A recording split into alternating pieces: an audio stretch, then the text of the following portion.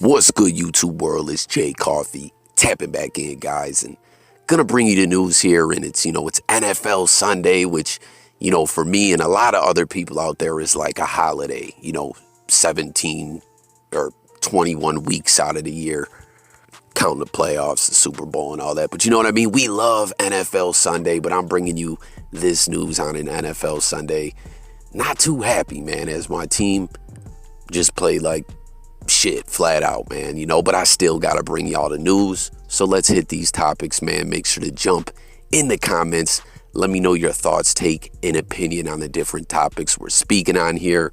And first up, man, we've been covering all the drama with Odell Beckham Jr., Baker Mayfield, the Browns, and even OBJ Sr., or not OBJ, OB Sr., because the J is Junior, you know what I'm saying? Odell Beckham Sr., a very wild situation, to say the least, with his pops getting involved. I know they're very close and everything. And, his dad felt it was that serious of a situation where he needed to chime in. And, a lot of people theorize, let me know what you think in the comments, that OBJ himself, his son, the individual we're talking about here, was well aware of his father making that post and was on board with the post. That the dad didn't just jump out the window and do that. They talk all the time. They're cool. And a lot of people felt his son gave him his blessing to go ahead and do it. But anyways, here we are now a few days later.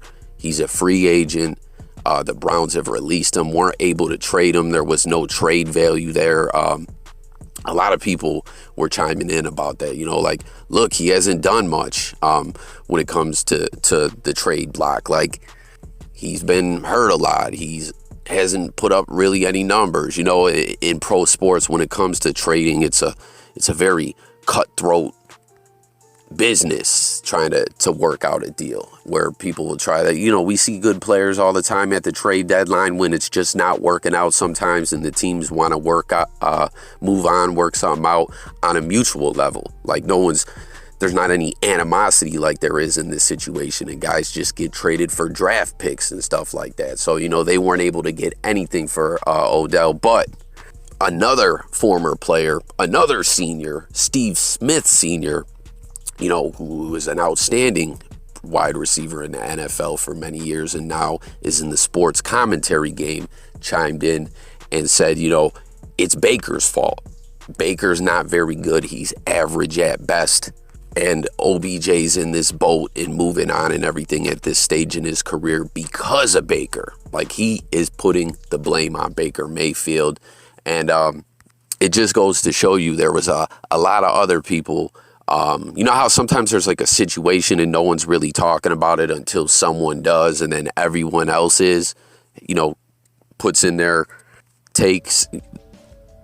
That's what we're seeing here, as it seems a lot of people did see that there was some issues brewing in Cleveland between these guys. And it's just wild to see Steve Smith just be so blunt here and call out Baker Mayfield. You know what I mean? So hit the comments. Let me know what you guys think about this. No real reports of anyone engaging in talks with Odell Beckham yet. So what do you guys think? Where will he end up? We're seeing reports, of course he wants to go with a Super Bowl contender.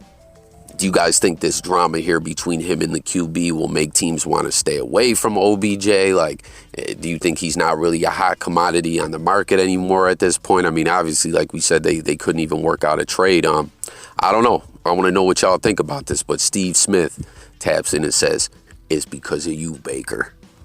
Then next up, man, like I was just letting y'all know in the beginning of this video, I don't have much to say about it. My team, if you guys watch the channel, I'm a diehard Buffalo Bills fan. Love my team. We've built a winner in Buffalo, a solid Super Bowl contender. But what in the fuck happened today? Last week against the Dolphins, a team that were just clearly a better football team than we were slow to get things going, but once the second half came around, it was all Buffalo, and we went out there and did our thing. But this week, man, it was just ugly. We lose 9-6 to the Jaguars. sloppy game, turnovers. The story of the game was the other Josh Allen with Jacksonville. He caused some turnovers. He had a huge game. It sucks, guys. It's not anything new we've talked about as Bills fans. Our offensive line not holding up well. Like late in the game when we're driving, about to get in in field goal range, that sack that the Jaguars wanted reviewed as a fumble. They had already whistled that play dead of forward progress, but just the way they came in unblocked, I don't know. I don't really have much to say about it. It was an ugly game. We couldn't convert. We couldn't make nothing happen. And I don't know. I want to know what everyone thinks about this. Good teams have bad games sometimes. You know what I mean? As a Bills fan, there was a lot of years we were really bad during that drought. And there was games we would go out there and have a really close game with a good team. And at the end, the game would slip away.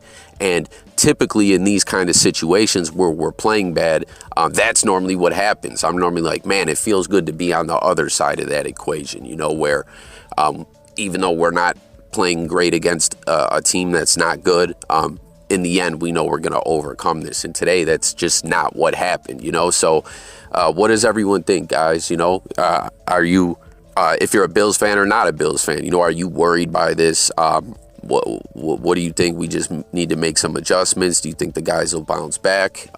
Jump in the comments. Let me know your thoughts. Then we're going to switch over to some TV news. I reported on this a little while back, a show that I really used to love watching, a very popular show, Dexter. You know what I'm saying?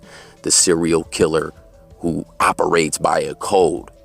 That's interesting to me. Like, I think that, like, if you were telling someone about the show and you're like, yeah, it's a serial killer. When he was young, his peoples knew he had that sociopath killer vibes going on. So they taught him a code, so he could use his dark passenger, I believe is what Dexter referred to, the darkness within him, for good. Like, hey, if he's going to be a killer, let's get him taking out some of the evil sons of bitches out there, Well, the show ended. A lot of people weren't crazy about the ending, maybe like 10 years ago or so, and now the show is back. It starts up 10 years down the road where Dexter went on the run and is living a normal life. It's called Dexter in New Blood. It airs tonight, episode 1. Jump in the comments. Let me know if you're excited for this, if you're going to watch it, if you want to see more videos about this. Jump in the comments with it all, y'all. Then, back to some football. Aaron Rodgers, man. Crazy situation we got going on here, as his status when it came to the health crisis leaked out, being the fact that, and I want to know how Jordan Love is going to play, man. Or did the Packers already play today? I don't know.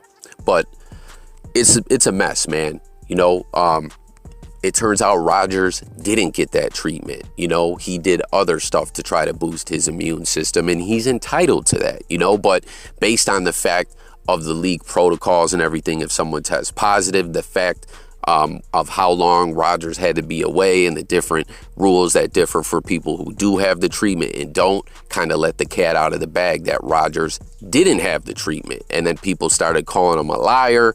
And he spoke in depth about this on Pat McAfee. He technically didn't lie. He didn't use the word that he had the jump off. He said I got to be careful the way I put it, but he didn't actually use those words. I don't think Aaron Rodgers lied. I don't think he should be being attacked by the media in what he's referring to as the woke mob for this. But they're all over on his ass. And look at this situation. He goes to this Halloween party dressed as John Wick. Pretty dope costume, right? Cool movie. People like John Wick. Comment. Let me know if you're a fan of the John Wick series. But look at what they're talking about in the article. They're like, oh, look at him out at the Halloween party. He's not wearing an mask.